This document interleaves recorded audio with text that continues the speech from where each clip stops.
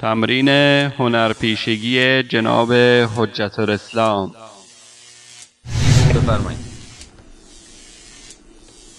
بخوانید برادر.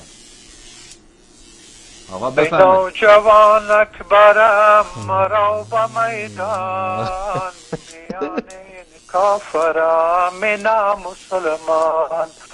ای نوجوانک برم مرا به میدان، میان این کافرم نه مسلمان.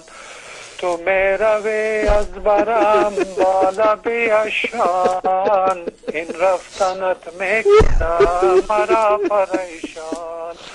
ای نو نهال باغ حسین و ابن علی، ای نو نهال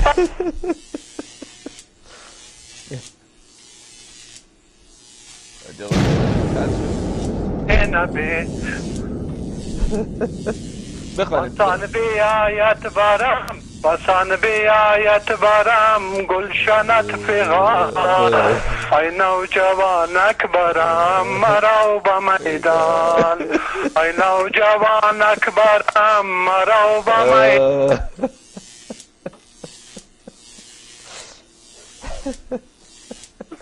بیا در آغوش من نکشم تو، بیا در آغوش من نکشم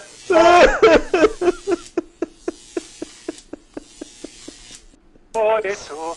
در این دل مستم، در این دل مستم ای نوجوانک بر. آقا نوحید خیلی خوبه. من رضا مسخالیم. رضا مسخالی نمیشناسم. بابا رضا مارمولک. کی تو رو فرستاده؟ جکسون. قرار بود ردم کنی. سه نکن آبرو نبرد. ای والا این چه خیابی باز خودت درست کردی. خب حالا بعد جوری گیر افتادم محمود آقا.